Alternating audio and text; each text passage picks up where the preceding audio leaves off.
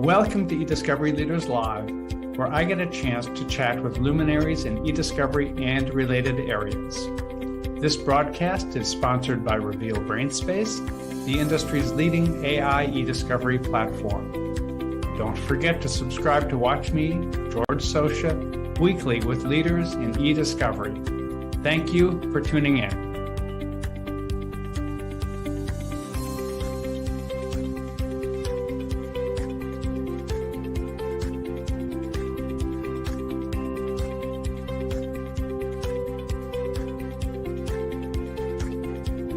Sponsored by Reveal.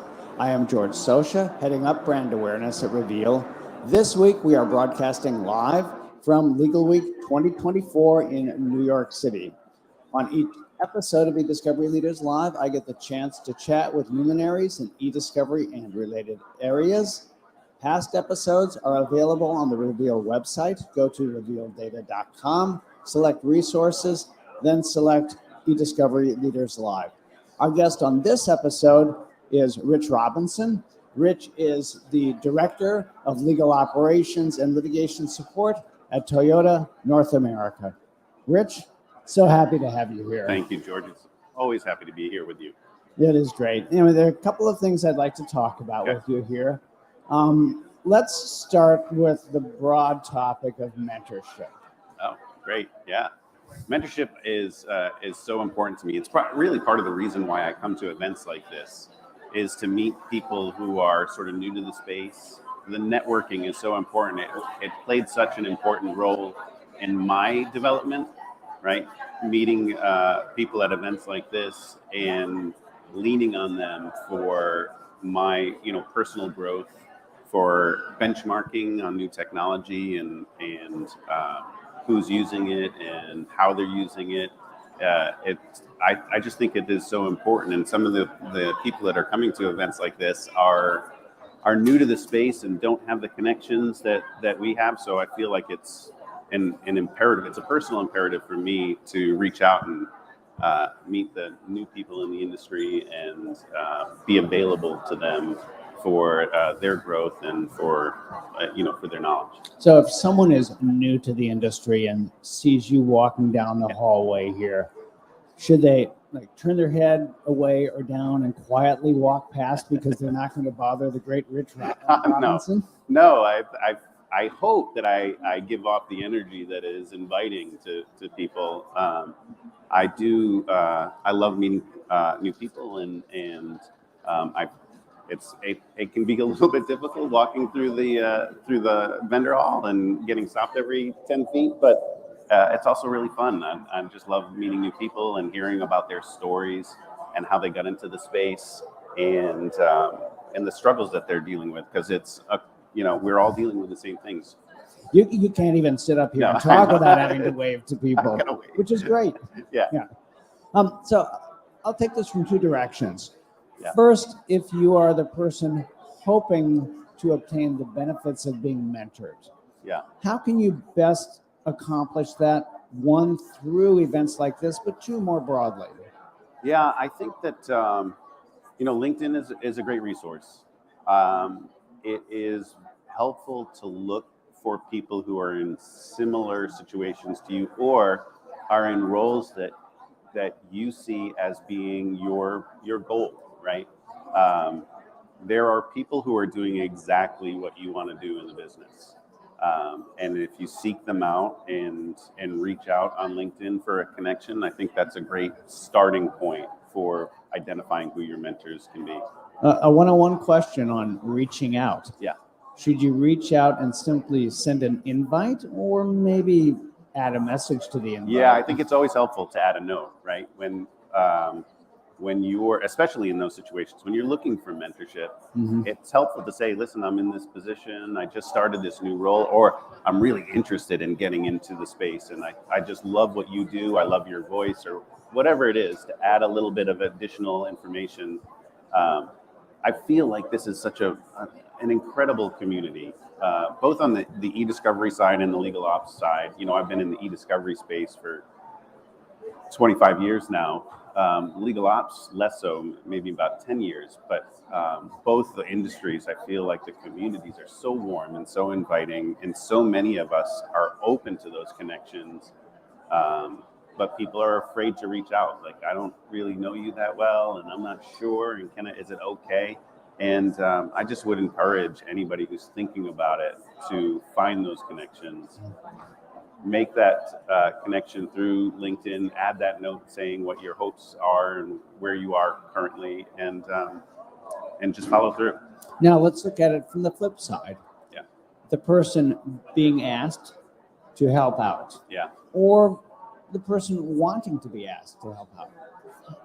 How should those people best approach this? So that's a great question. It's one of the things that I encourage people in the industry to do is actually put your voice out there on LinkedIn, right? If you're interested in mentorship, if you've been in the industry for a while, I get a lot of people who are industry thought leaders that hesitate to put their content on LinkedIn, and it blows my mind because they have so much to say, but they feel, they are concerned about how it's being received, and do I have an audience, and should I say anything?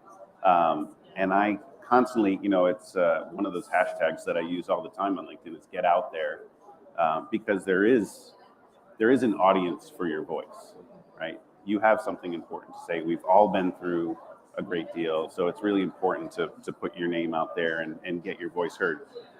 If for no other reason that it does help establish those connections. When I'm saying you should be looking for people who are doing what you want to do, or are in a similar boat, or have the same issues that you're dealing with, that's how you get that information out there, right? So you put it out there on LinkedIn, and that helps establish those connections.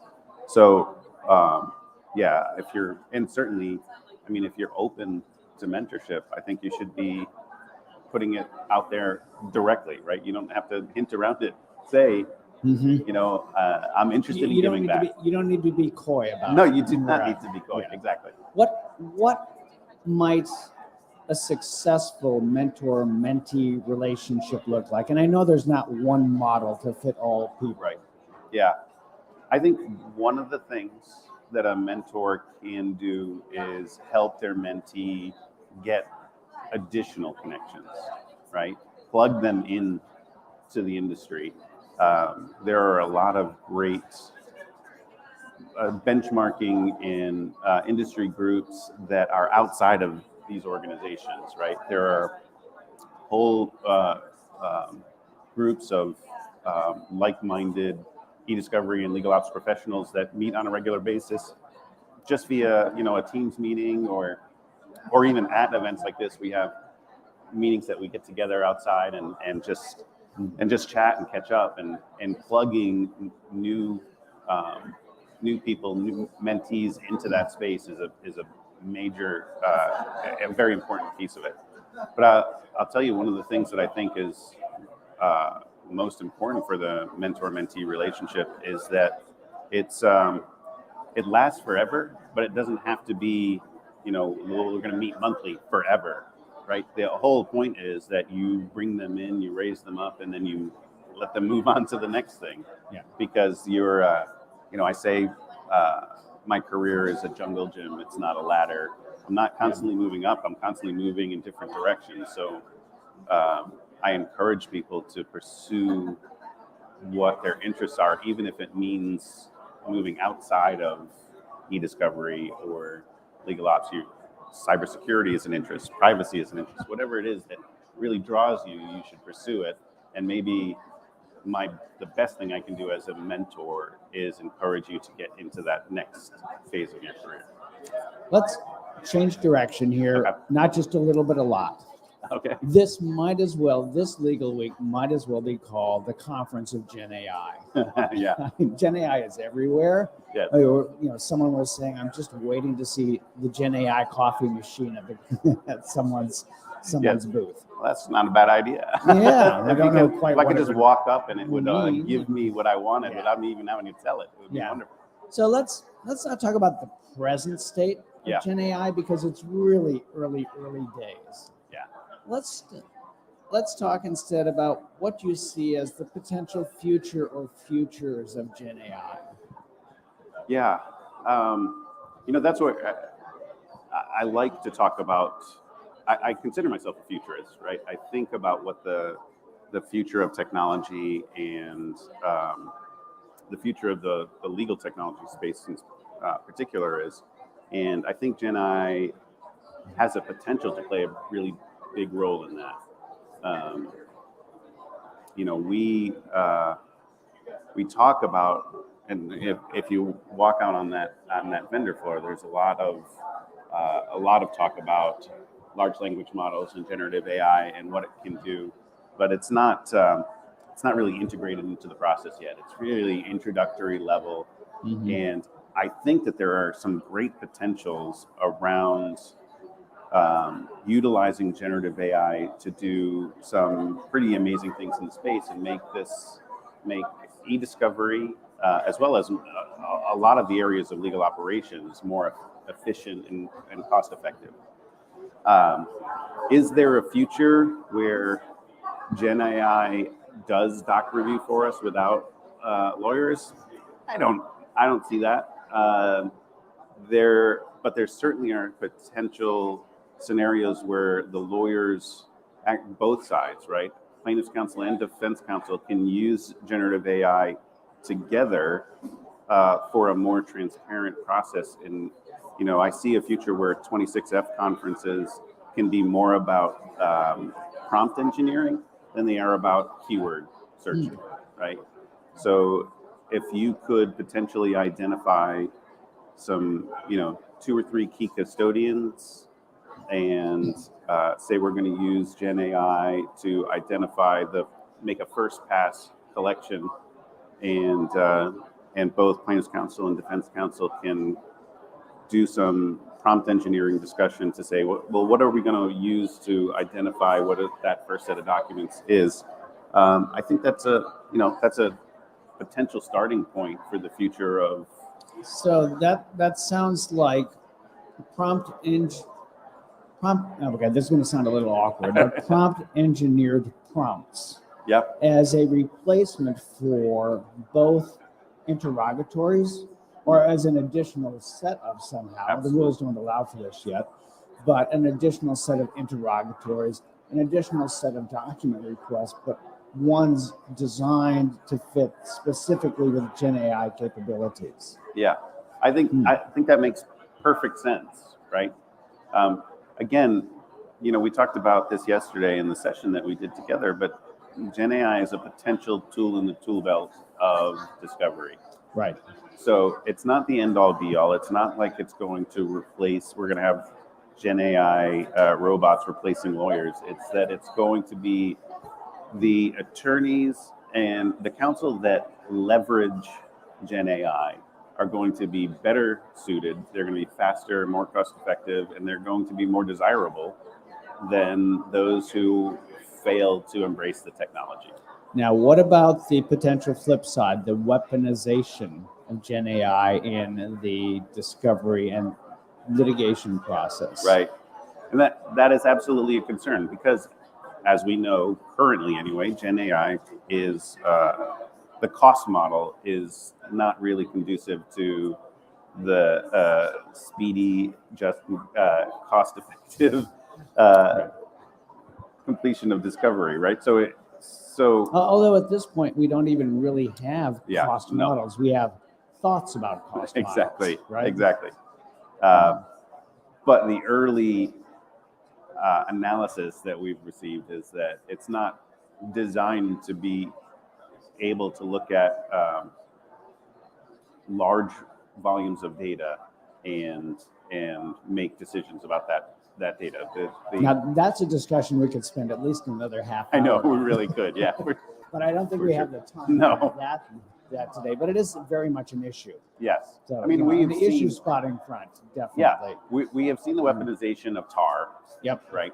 So I fully anticipate now that there's not a great understanding of both the cost and the utility of Gen AI, that plaintiff's counsel could come before a judge and say, we should be able to look at all of their custodians, and we should be able to just give them prompts, Right. and they can give us everything because the Gen AI is more effective than human review. Right? So you can imagine the scenario where someone says, here's what I want now. I want a judge to order you to crawl all the data you have across your entire organization.